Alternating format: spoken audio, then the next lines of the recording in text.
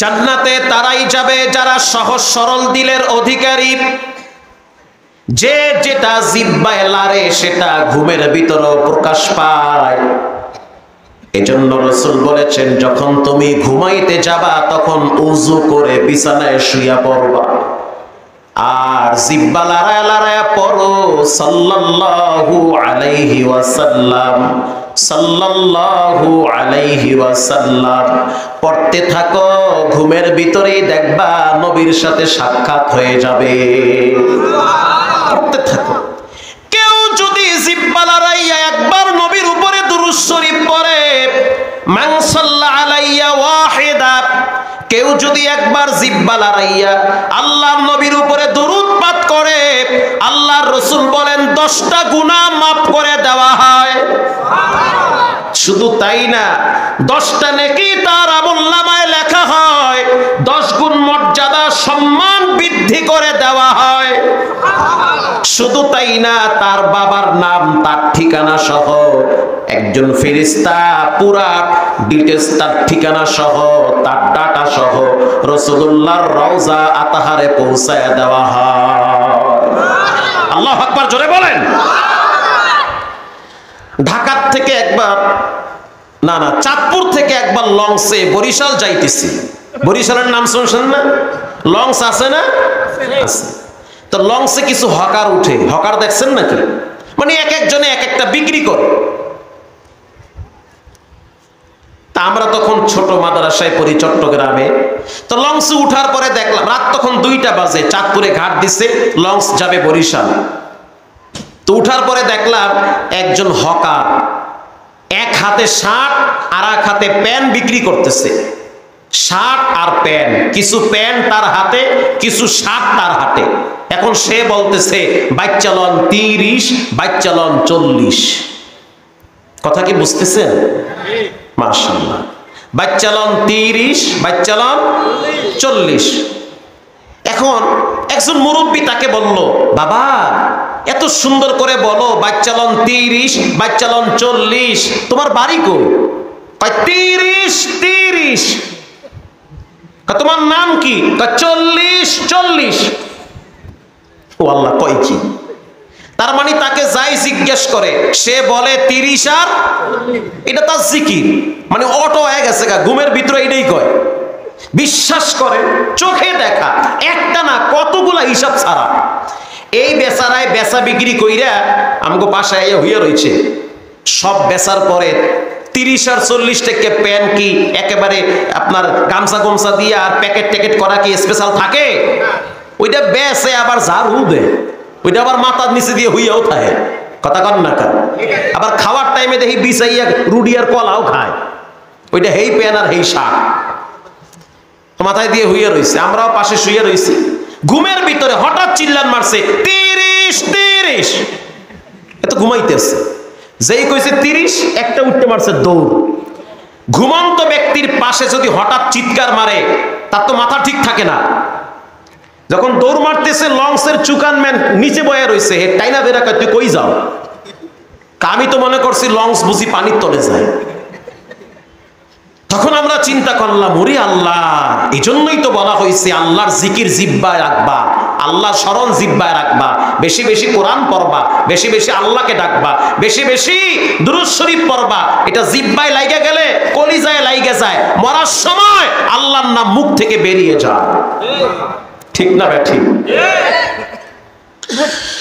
ইয়াউমা লা ইয়ানফাউ মালুন ওয়ালা বানুন, কিয়ামতের দিন মাল কাজে আসবে না, সন্তান কাজে আসবে না।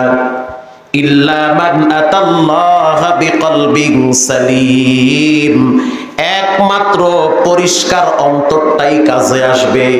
যার দিল যত ভালো তার মর্যাদা রবের কাছে তত বেশি। সুবহানাল্লাহ বলে। বর্তমান বাইতুল্লাহ শরীফের একজন ইমামের নাম হলো ইয়াসিদ দোসারি। বাইতুল্লাহ শরীফের সবচেয়ে কম বয়সী ইমাম, যার তেলাওয়াত শুনলে মনে হয় যেন মৃত মানুষও জীবিত হয়ে যায়।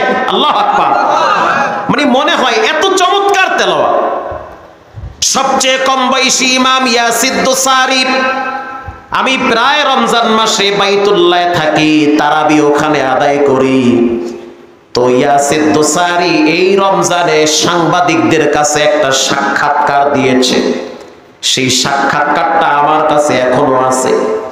ইয়াসির দোসারি বলেন, রমজান মাস, খানায় কাবা, জুমার সময় জুমার খুতবা দেওয়ার জন্য আমার নাম যখন ঘোষণা হইল, 5 জন ইমাম পালাক্রমে এক একজনের নাম সিরিয়ালে আসে। ইয়াসির দোসারি বলেন, আমার নাম ঘোষণা হইল, আমি জুমার খুতবা দেওয়ার জন্য খানায় কাবা বাইতুল্লাহ দাঁড়ায় গেলাম। আল্লাহু আকবার। প্রচন্ড রোদের তাপ, লক্ষ লক্ষ মানুষ খানায় কাবার চতুর্দিকে বসে আছে। এক একজনে কাপড় পেঁচাইয়া পাগলের মতো রবের প্রেমে পাগল হয়ে হাবুডুবু খাইতেছে। ইয়াসির দোসারি বলেন, জুমার খুতবা দেওয়ার জন্য যখন আমি দাঁড়ায় গেলাম, জুমার খুতবা পড়তেছি, আল্লাহুম্মা লাকাল হামদু কুল্লু ওয়া লাকাশ শুকরু কুল্লু, লাকাল হামদু বিল ঈমান ওয়া লাকাশ শুকরু বিল ইসলাম। প্রথম শুকরিয়া রব্বুল আলামিন, তোমার দরবারে কোটি কোটি শুকরিয়া, তুমি আমারে মুসলমান বানাইছো। আরো জোরে ভলিউম বাড়ায়া দিয়ে বলেন সুবহানাল্লাহ। ওয়ালাকাল হামদু বিল ঈমান, তুমি আমাকে ঈমানের নূর দান করেছো। ওয়ালাকাশ শুকরু বিল ইসলাম, আমার ধর্ম, আমাদের ধর্ম হলো পিওর ধর্ম ইসলাম। ওয়ালাকাশ শুকরু বিল কুরআন, তোমার দরবারে কোটি কোটি শুকরিয়া, তুমি আমারে কোরআনের নূর সিনার ভিতরে দান করেছো। যেই কোরআন শোনার জন্য রমজান মাসে বাইতুল্লাহর চতুর্দিকে প্রায় 40 লক্ষ মানুষ দাঁড়িয়ে যায়। চমৎকার তেলাওয়াত দোসারির, হাই হাই, পড়ার মজা কি! যুবক ভাইয়েরা আমার, পাবজি, ফ্রি ফায়ার, টিকটক বন্ধ করে দাও। ঘুমাইতে ঘুমাইতে মোবাইল টিপো আর ল্যাংটা নাচ গান নিয়ে ব্যস্ত। হঠাৎ যদি মরণ হয়, বেঈমান হয়ে মরা লাগবে। ঘুমাবার আগে মোবাইলের যত ফাংশন আছে বন্ধ করে দিয়ে যদি মোবাইল টিপতে মনে চায়, কানের পাশে শায়েখদের, বড় বড় শায়েখদের কোরআন তেলাওয়াত বাজাবা, কোরআন তেলাওয়াত শুনতে শুনতে ঘুমিয়ে যাও। সারা রাত নফল নামাজের নেকি আমলনামায় জমা হয়ে যাবে। কোরআন তেলাওয়াত চালু করে দাও। ইয়াসির দোসারি বলেন, খুতবা শেষ হয়ে গেল, আমি অসুস্থতা অনুভব করতেছি। এবার আমি সালাতের জন্য সামনে দাঁড়ায় গেলাম। আমার সামনে আল্লাহর ঘর, খানায় কাবা। চতুর্দিকে লক্ষ লক্ষ মুসল্লিরা দাঁড়ায় রয়েছে। আমি খানায় কাবার সামনে দাঁড়ায় আল্লাহু আকবার বলে যখন হাত বাঁধলাম, আমার সিদ্ধান্ত হলো, চিন্তা হলো, প্রথম রাকাতে আমি একটু বড় আয়াত তেলাওয়াত করব, দ্বিতীয় রাকাতে একেবারে ছোট্ট একটা সূরা পড়ব। কারণ রোদের যেই পরিমাণ তাপ, মুসল্লিদের দাঁড়ায় থাকতে কষ্ট হয়। ইয়াসির দোসারি বলেন, প্রথম রাকাতে সূরা হাশরের শেষ আয়াতগুলা পড়া শুরু করলাম। হুয়াল্লাহুল্লাযী লা ইলাহা ইল্লা হু আলিমুল গায়বি ওয়াশ শাহাদাতি হুয়ার রাহমানুর রাহিম।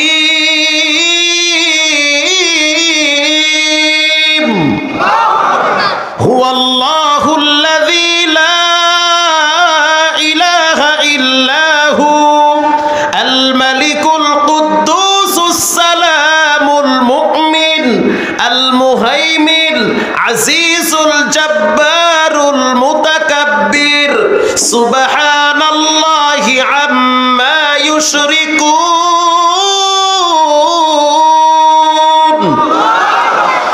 আমি যখন তেলাওয়াত শুরু করলাম, তেলাওয়াতের ভিতরে আবেগ ছিল, ভালোবাসা ছিল, রবের ভয় ছিল। আর এই তেলাওয়াতের ভিতরে আমি টের পাইলাম যে পিছনে অনেক মুসল্লিরা নামাজে কান্নায় ভেঙে পড়েছে। যার দিল যত ভালো সে নামাজে দাঁড়াইয়া থাকতে তত বেশি মজা পায়। যার দিল যত ভালো সে কোরআনের সাথে সম্পর্ক রাখতে তত মজা পায়। যার দিল যত ভালো সে মসজিদে গিয়া সালাতে দাঁড়ায় থাকতে তত মজা পায়। যার দিল যত পরিষ্কার তার দ্বারা গুনাহের কাজ কম হয়। যার দিল যত ভালো তার দ্বারা সমাজের ভিতরে ফাসাদ সৃষ্টি হতে পারে না। ইয়াসিদ দুসারি বলেন, আমি যখন দ্বিতীয় রাকাতে দাঁড়ায় গেলাম, দ্বিতীয় রাকাতে আমি সূরা কুরাইশ তেলাওয়াত শুরু করলাম। লিইলাফি কুরাইশ ইলাফিহিম রিহলাতাশ শিতাই ওয়াস-সাইফ ফালিয়া'বুদু রাব্ব হাযাল বাইত রাব্ব হাযাল বাইত। আল্লাহু আকবার বলেন। এই ঘরের রবের গোলামি করো। ওই ঘরটা হলো আল্লাহর ঘর। ইমাম দাঁড়ায় বলতেছে, এই রবের ঘরের গোলামি করো, এই রবের ঘরের মালিকের গোলামি করো। আল্লাহু আকবার। আমি যখন তেলাওয়াত শেষ করলাম, সালাম ফিরাবার পরে টের পাইলাম পিছন থেকে এক যুবক দৌড়ায় আমার দিকে আসতেছে। পুলিশ আইসা তারে থামায়া দিছে, নিরাপত্তার দরকার আছে। পুলিশ যখন যুবকরে আটকায়া দিছে, ইয়াসিদ দুসারি বলল, আমি বুঝতে পারলাম যুবকের মায়াবী আওয়াজ আর কান্না বড় ভয়ঙ্কর রূপ ধারণ করেছে, আবেগ ভরা কান্না। আমি পুলিশকে বললাম, রাস্তা ছাইরা দাও, আমার কাছে আসতে দাও। যুবক যখন আমার কাছে আসলো, তাকায়া দেখলাম যুবকের চেহারার ভিতরে এখনো ট্যাটু আঁকা আছে, ট্যাটু। তার মানে যুবক বেলাইনের যুবক, যদিও মুসলমান কিন্তু বেলাইনের ছিল। আমি তাকায়া দেখলাম তার চোখের পানি বায়া বায়া এহরামের কাপড় ভিজতেছে। প্রশ্ন করলাম, মা ইউবকিকা ইয়া শাবাব, কেন কাঁদো, কি হয়েছে তোমার, চোখের অশ্রু কেন বায়া বায়া পড়ে? যুবক বলতে আছে, দুসারি শায়েখ শুনে নেন, এই কান্নাটা কষ্টের কান্না না, এই কান্না হলো আনন্দের কান্না। আমার বয়স 22 বছর, আমার বাড়ি হলো ইউরোপে। আমার মাও সালাত পড়ে না, বাবাও পড়ে না। একটা টাইমে দেখি আবার আব্বা আম্মা সালাত শুরু করেছে, কারণ তাদের ভিতরে মরণের ভয় ঢুকছে। আমিও সিদ্ধান্ত নিলাম কি করব, কিন্তু বন্ধু বান্ধবের পাল্লায় পইরা মদ পান করি, মেয়েদের সাথে গিয়ে আড্ডা মারি, দেহের ভিতরে ট্যাটু আর্ট করছি, ইহুদিদের কালচার আমি গ্রহণ করেছি। আমি একজন মুসলিম সন্তান। এলাকার কিছু বন্ধু বান্ধব চিন্তা করলো যে রমজান মাসে এখানে থাকা যাবে না, বাইতুল্লাহ গিয়ে তাওয়াফ করব। আল্লাহু আকবার। তখন আমাকে বলল, রমজান মাসে তো মদ খাওয়া যাবে না, রমজান মাসে তো কোনো নারী নিয়ে আড্ডাবাজি করা যাবে না, তো কি করা যায়? চলো, জীবনে অনেক পাপ করছি, এবছর রমজানে কাবায় গিয়া সময় কাটাবো, একান্ত রবের সাথে সময় কাটায়া গুনাহ মাফ করাবো। আমি চলে আসছি তাদের সাথে খানায় কাবার এখানে। আসার পরে আমার খুব ভালো লাগতেছে। সকালবেলা আমি জেদ্দায় নামার পর ওখান থেকে আমাকে নিয়ে আসা হইল কাবায়। ইহরামের কাপড় পইরা যখন আমি তাওয়াফ কমপ্লিট কইরা আপনার পিছনে দাঁড়ায় গেলাম, আপনার নামাজের ভিতরে, সালাতের ভিতরে ভাঙ্গা কণ্ঠে তেলাওয়াত শুইনা মনে হইতে আছে আমার ভিতর থেকে শক্ত পাথরের মতো দিলটাকে আল্লাহ আস্তে আস্তে নরম বানায়া দিছে। দোসারি, আমি জীবনে অনেক পাপ করছি, রাতেও গুনাহ করছি, দিনেও গুনাহ করছি। এই জিহ্বায় মদ লাগাইছি, দাঁত দিয়া মদের বোতল কামড়ায়া ধরছি, মদ পান কইরা কইরা কলিজাটারে কালা বানাইছি। আমার কি কোনো ক্ষমার রাস্তা আছে নাকি? আমার ভয় লাগতেছে, না জানি কোন মসজিদের পালকি বাড়ির সামনে চলে আসে, ভয় লাগতেছে না জানি কোন সময় দোকানে কাপড়ের কাপড় আমার জন্য চলে আসে। আমার সমবয়সী অনেক বন্ধু বান্ধব মারা গেছে, এবার আমি আল্লাহর কাছে ক্ষমা পাইতে চাই। আল্লাহু আকবার বলেন। ইয়াসিদ দুসারি বলেন, আল্লাহর রাসূল বলেছেন, আত্তাইবু মিনাজ যামবি কামাল্লা যামবালা, যে তওবা করে সে আল্লাহর কাছে নিষ্পাপ হয়ে যায় বাচ্চাদের মতো। বাচ্চা যেমন মায়ের পেট থেকে আসে নিষ্পাপ, যে তওবা করে সেও তেমন নিষ্পাপ হয়ে যায়। ইয়াসির দোসারি বলেন তওবা করো, করছি আবার করো। সে তার হাতের সাথে হাত লাগায়া দোসারি তওবা করাইতেছে, পরো আস্তাগফিরুল্লাহ আস্তাগফিরুল্লাহ, আল্লাহর কাছে খাঁটি দিলে তওবা করো। হজ করার পরে বাড়িতে গিয়া কোনো ধরনের খারাপ আড্ডা খানায় যাবা না, কয় না যাব না, আজ থেকে আমি দাড়িটাও রেখে দিলাম, জীবনে কাটবো না। দোসারি বলেন ইয়াউমা লা ইয়ানফাউ মালু ওয়ালা বানুন, কিয়ামতের দিন মানুষের সম্পদ কাজে আসবে না, মাল কাজে আসবে না, সন্তান কাজে আসবে না, একমাত্র তওবাকারী কলিজাটাই কাজে আসবে। আল্লাহু আকবার বলে। যারা তওবা করে তাদের দিল ফ্রেশ থাকে, এজন্য ভালো দিলওয়ালা মানুষ হন। গেটাবের নাম মুসলমানি না, আত্মাটাকে পরিশুদ্ধ করার নামই হলো মুসলমানি। অন্তরটাকে পরিষ্কার বানায় নেন।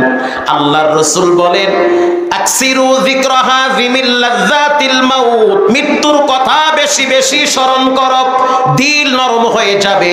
কবরের কথা স্মরণ করো, দিল নরম হয়ে যাবে। আরো মজার বিষয় হলো এরকম কিছু দিলওয়ালা সাহাবীদের ঘটনা বুখারী শরীফে আসছে। আল্লাহু আকবার বলে। একজন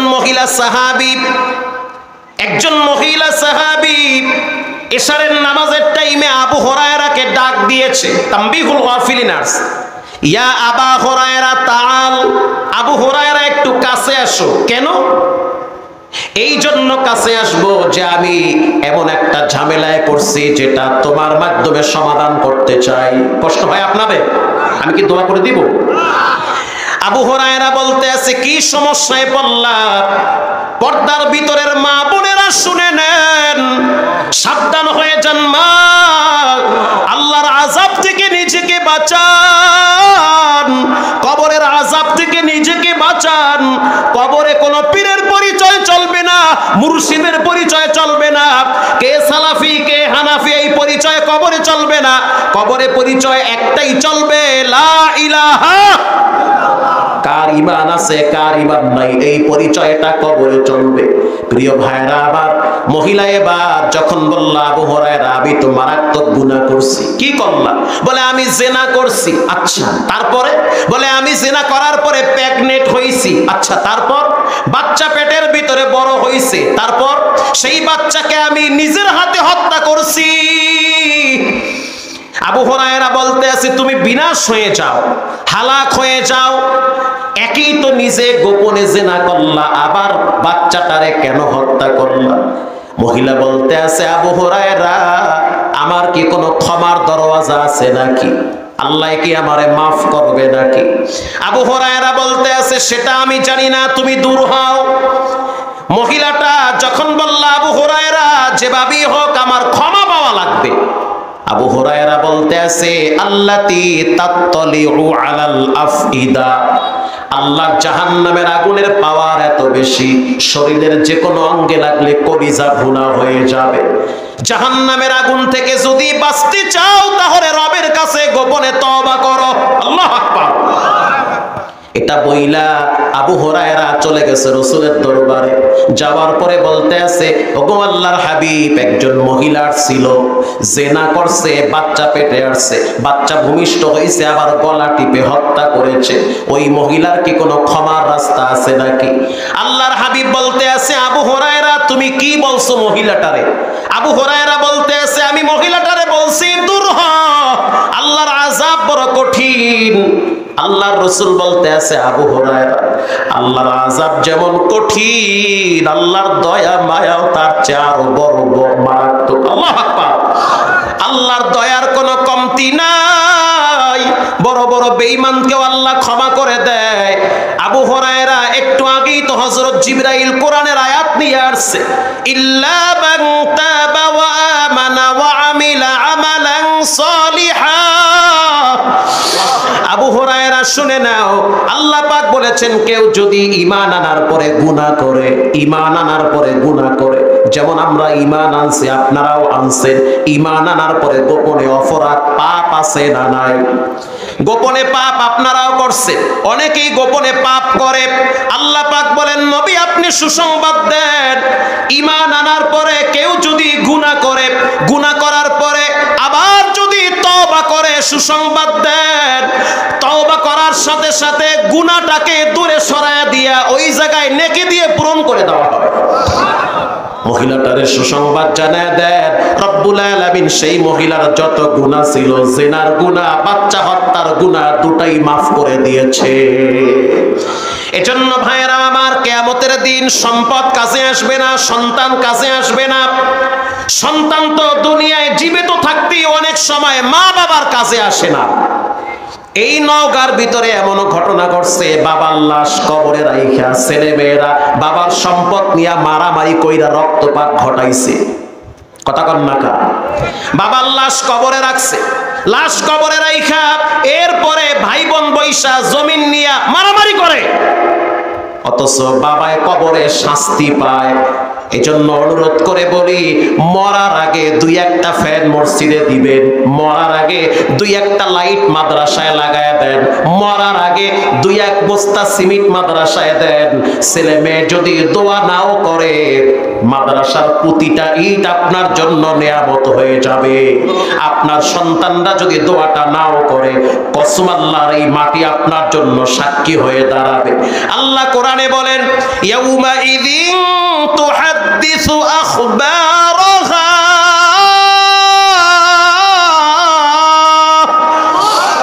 যেই মাটির উপরে বসে আছো লিখে রাখো, মাটি একদিন তোমার পক্ষে অথবা বিপক্ষে সাক্ষী দিবে। এজন্য ভালো কাজ যদি করেন মাটি আপনার পক্ষে সাক্ষী দিবে, খারাপ কাজ যদি করেন মাটি আপনার বিরুদ্ধে সাক্ষী দিবে। আল্লাহ পাক বলেন সম্পদ কাজে আসবে না, সন্তান কাজে আসবে না, একমাত্র কলবে সালিম পবিত্র আত্মাটাই কাজে আসবে। অনুরোধ করে বলি, পায়ে হাত দিয়ে বলি, নিজের আমল নিজের কাছে, নিজের সালাত নিজের কাছে, নিজের আখলাক নিজের কাছে। কখনোই অন্যকে নিয়ে চিন্তা করবেন না, আগে নিজের ফ্যামিলি নিয়ে চিন্তা করেন। কথা কন না কা? নিজের ছেলে নামাজ পড়লো কিনা খবর নেন, নিজের স্ত্রী নামাজ পড়লো কিনা খবর নেন, নিজে কতটুকুন বহিদ পন্থায় জীবন চালান খবর নেন। কারণ হারাম মাল দ্বারা দেহ যদি লালন পালন হয়, ওটা কোনোদিন জান্নাতে যাবে না। প্রিয় ভাইয়েরা আমার, এজন্য দিলটারে পরিষ্কার বানান।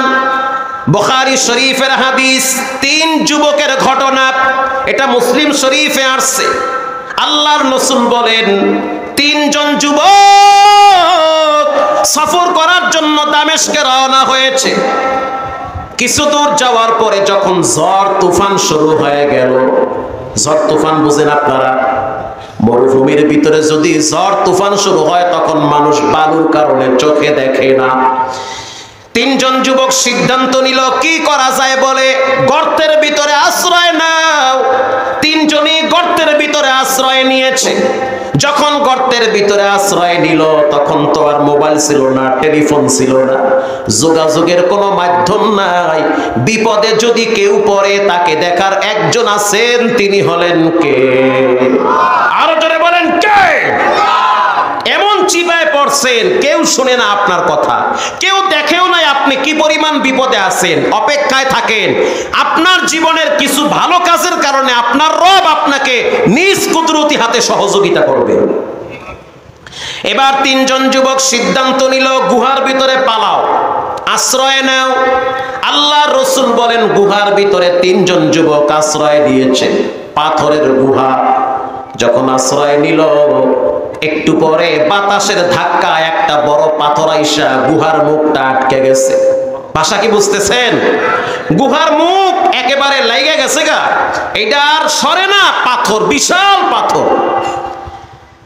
যখন গুহার মুখটা ফেসে গেল, এবার 3 জন যুবক শ্বাস টানতে পারে না। যেমন এই যে চাঁদের রাইতে বগুড়া একজন ডাক্তার গাড়ি অ্যাক্সিডেন্টে মারা গেছে। চাঁদের রাইতে বগুড়ার একজন ডাক্তার তার মেয়ে ঢাকা থেকে বগুড়ায় যাইতেছে ঈদ করার জন্য। তাদের চিন্তা হলো সকালে ঈদ করব, রবের সিদ্ধান্ত হয়েছে কবরে যাওয়া লাগবে। বান্দা চাইলে কিছুই হয় না, রব চাইলে সবই হয়। ঠিক না বেঠিক? আপনার চিন্তা ভাবনা একটা, রবের সিদ্ধান্ত হয় আর একটা। এমনটা হয় কি হয় না? তো গাড়ির ভিতরে এমন ভাবে ফাইসে গেছে, গাড়ি অ্যাক্সিডেন্ট কইরা দুমড়ে মুচড়ে বলের মতো গোল হয়ে গেছে গাড়ি। ভিতরে মেয়ে আছে, বাবা আছে, শ্বাস টানতে পারে না। লাশ বের করা লাগছে, গাড়ি কাইটা কাইটা লাশটাই না বের করা লাগছে। পরশুদিনও দেখলাম নেত্রকোনার রোডে গাড়ি অ্যাক্সিডেন্টে একজন আর দুইজন না 11 জন মারা গেছে। এরা কক্সবাজার যাওয়ার জন্য গাড়ির ভিতরে ডেক্স বাজাইতেছিল। তাদের চিন্তা ছিল কক্সবাজার যাবে, আল্লাহর সিদ্ধান্ত হয়েছে যাইতে পারবা না, কবরে আসা লাগবে। বলেন সিদ্ধান্ত কার? এই যে এখানে বসে আছেন, বাড়ি যাবেন, সকাল হবে, সালাত আদায় করবেন, কোন গ্যারান্টি আছে? এই ঘটনা বলে আমি আপনাদেরকে নিয়ে দোয়ার দিকে চলে যাব, একজন লোক উঠবেন না ইনশাআল্লাহ। বলেন। এবার 3 জন যুবক যখন দেখলো শ্বাস টানতে পারে না, অক্সিজেন ভিতরে বন্ধ হয়ে গেছে, 3 জন যুবক পরামর্শ করলো যে আমরা তো এখন মারা যাব, আমাদের তো মৃত্যু নির্ঘাত, কারণ অক্সিজেন বাতাস ভিতরে যায় না, অক্সিজেন পায় না, শ্বাস টানতে পারে না। শ্বাস টানতে পারাটা আল্লাহর নিয়ামত। শ্বাস যদি বন্ধ করে রাখেন, দেখেন আপনি 2 মিনিট বাঁচবেন না। কথা কন না? তো 3 জন যুবক বলতে আছে কি করব? জোরে চিৎকার মারো। এখানে যদি আমরা চিল্লাই কেউ শুনবে না, আমাদের সম্পদ আছে, সন্তান আছে, কোনটাই তো কাজে আসতেছে না। 3 জন যুবক পয়সাওয়ালা, 3 জন যুবক সম্পদশালী, এমন একটা জায়গায় ফাইসা গেছে যেখানে তাদের কোনো উপকার আর সহযোগিতা কেউ করতে পারে না। তাদের কান্নার আওয়াজ, তাদের চিৎকারের আওয়াজ একজন শুনেন, ও নওগাঁর মুসলমান, তিনি হলেন কে? এবার 3 জন যুবক পরামর্শ করলো কি করব? কয় প্রত্যেকের আমল দিয়া রবের কাছে দোয়া করো। আল্লাহু আকবার বলেন। প্রথম যুবক গর্তের ভিতরে কোনায় বৈশা চোখের পানি ছেড়ে দিয়েছে, আর 2টা হাত তুলে বলতে আছে আল্লাহুম্মা কানা লি আবাওয়াহু শাইখান কাবীরা। রব্বুল আলামিন, আমি একজন মা বাবা ভক্ত সন্তান, আমি আমার মায়েরে বড় ভালোবাসি, আব্বারেও ভালোবাসি। আল্লাহ আপনি তো জানেন প্রতিদিন সকালবেলা আমি বকরির থেকে দুধ দহন করে আমি আমার মায়েরে পান করাই। ঘটনাক্রমে একটা গাছ কেনার জন্য আমি নদী পার হয়ে ওপার গেছি। আমি কি বানায়া বলতেছি? আস্তে বলবেন না, জোরে বলেন। এটা হাদিসের ঘটনা, গুগলে সার্চ দেন, স্পষ্ট রাসূলুল্লাহর হাদিস চলে আসবে। পরিষ্কার হাদিস, দুর্বল না, শক্ত হাদিস। আল্লাহু আকবার। রবের সাহায্য লাগবে, লাগবে কি লাগবে না? আর সাহায্য পাওয়ার আগে দিলটারে পরিষ্কার করা লাগবে। এবার প্রথম যুবক বলল আমি গাছ কেনার জন্য নদী পার হইছি, আস্তে আস্তে অনেক রাত হয়ে গেছি। আইসা দেখি আমার বাচ্চারাও ঘুমায়, মাও ঘুমায়। আমি তখন বকরির থেকে দুধ দহন করে মা যতক্ষণ না জাগ্রত হয়েছে ততক্ষণ দুধের গ্লাস নিয়ে আমি পাশে বসেছিলাম। আমার বাচ্চাগুলা টের পাইছে, আমার কাছে আইসা বলে আব্বু বকরির দুধ আমাদেরকে পান করাও। দয়ার মালিক আল্লাহ, আমি আমার সন্তানদেরকে বলছি সন্তান আমার মা যতক্ষণ দুধ পান না করবে ততক্ষণ তোমাদেরকে দিব না। আমি আমার সন্তানের চাইতো মায়ের ভালোবাসি। ওই ডিমের কাজ যদি তোমার কাছে পছন্দ হয় তাহলে পাথর সরায় দাও। আল্লাহর রাসূল বলেন বলার সাথে সাথে পাথরটা একটু করে সরে গিয়েছে। আল্লাহু আকবার বলেন। তার মানে মায়ের যে খেদমত করছিল কবুল করেছেন কে? দোয়া করছে আল্লাহুম্মা কানা লি আবাওয়াহু শাইখান কাবীরা। আমি আমার বৃদ্ধ মা বাবারে বড় ভালোবাসি, দুধ পান করাই, পাথর সরায়া দেন। পাথর সইরা গেছে, 1/3 যখন সইরা গেল, এখন হালকা বাতাস ভিতরে যায়, শ্বাসও টানতে পারে। এবার দ্বিতীয় যুবক গর্তের কোনায় বসে আল্লাহর দরবারে আবার হাত তুইলা কান্না শুরু করছে। রব্বুল আলামিন, কি দোয়া করে দিব? তো উঠা বসা করেন যে। দ্বিতীয় যুবক আল্লাহর দরবারে দোয়া শুরু করছে, রব্বুল আলামিন, আমি আমার চাচাতো বোনকে ভালোবাসতাম। কাকে? চাচাতো বোনকে। আমার চাচাতো বোন অনেক সুন্দর, সুশ্রী, অত্যন্ত চমৎকার সুন্দরী আমার চাচাতো বোন। ঘটনাক্রমে একদিন রাত্রিবেলা চাচায় ঘরে ছিল না। আমি চাচার ঘরে গেলাম, গিয়া দেখলাম চাচাও নাই, চাচিও নাই। আমি আমার চাচাতো বোনের সাথে খারাপ কাজ করার জন্য হাতটা বাড়াইছি। তখন আমার চাচাতো বোন বলেছিল, ভাই শুনে নাও, ইন্নী আখাফুল্লাহ, আমি আল্লাহর ডরাই, নাপাক দেহ নিয়া কবরে যাইতে চাই না, হারাম দৃশ্য নিয়া কবরে যেতে চাই না, আল্লাহরে ডরাও। দয়ার মালিক আল্লাহ। চাচাতো বোন যখন বলেছে আল্লাহরে ডরাও, সাথে সাথে আমি চাচাতো বোনের দিকে হাতটা না বাড়ায়া গুটায়া নিছি। আর আমি আপনার দরবারে পড়েছিলাম, রব্বুল আলামিন, আস্তাগফিরুল্লাহ, আপনি আমাকে হিফাজত করেন, আমাকে বাঁচান, গুনাহের থেকে আমাকে বাঁচায় রাখেন। ওই দিন চাইলে আমি চাচাতো বোনের সাথে বিছানায় শুইতে পারতাম, কিন্তু শুই নাই।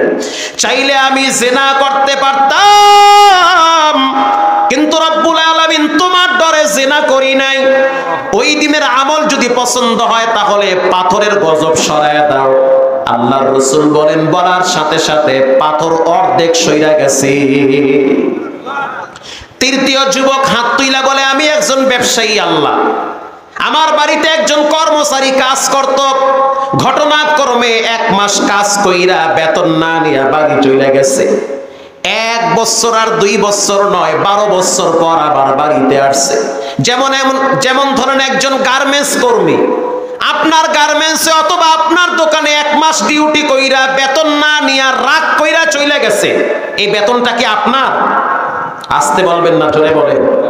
এটা আপনার, এটা তার টাকা। তার বাড়িঘর খুইজা হইল, টাকাটা আপনার পৌঁছায়া দেওয়া উত্তম। একান্ত যদি নাই পান, ওই টাকাটা তার জন্য আল্লাহর রাস্তায় দান করে দিবেন। ঠিক না ব্যাঠি? উচিত শ্রমিকের ঘাম শুকাবার আগেই তার প্রাপ্য অধিকার ফিরাইয়া দেওয়া। 1 যুগ পরে যখন সেই যুবক আমার কাছে এসে বলল, মালিক 1 মাসের বেতনটা আমারে ফিরাইয়া দেন, আমার মা অসুস্থ, চিকিৎসার জন্য টাকা লাগবে। রব্বুল আলামিন, আমি ওই 1 মাসের বেতন ব্যবসায় খাটায়া কয়েক কোটি টাকা তার জন্য জমা করে রাখছি। সুবহানাল্লাহর ভলিউম বাড়ায়া দেন। ওই যুগে অনেক বড় ডেইলি ফার্ম হয়ে গেছে।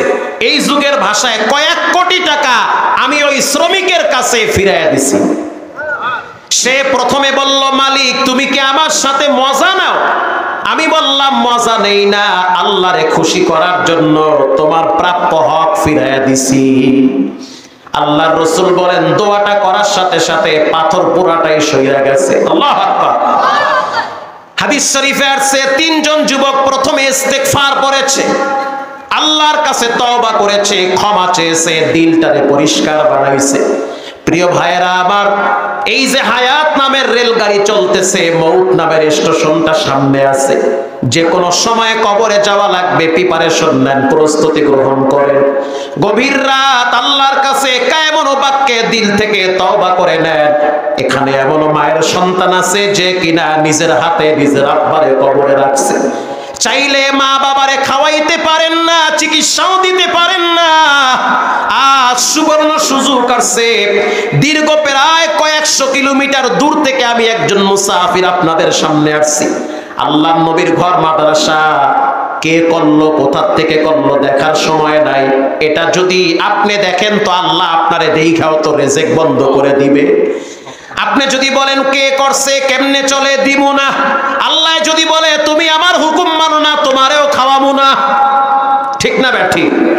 অতএব মা বাবার জন্য কোন এতিম সন্তানকে আছেন আমি মাদ্রাসার জন্য 1000 টাকা দিলাম, আমার নিজের কষ্টের টাকা দিয়া গ্রামে আমি এতিমখানা করছি, ঢাকায় জমিন কিনছি মাদ্রাসার জন্য, ঠকি নাই। সম্পদ আল্লাহর রাস্তায় ব্যয় করলে আর এক জায়গা থেকে আল্লাহ বাড়ায় দেয়।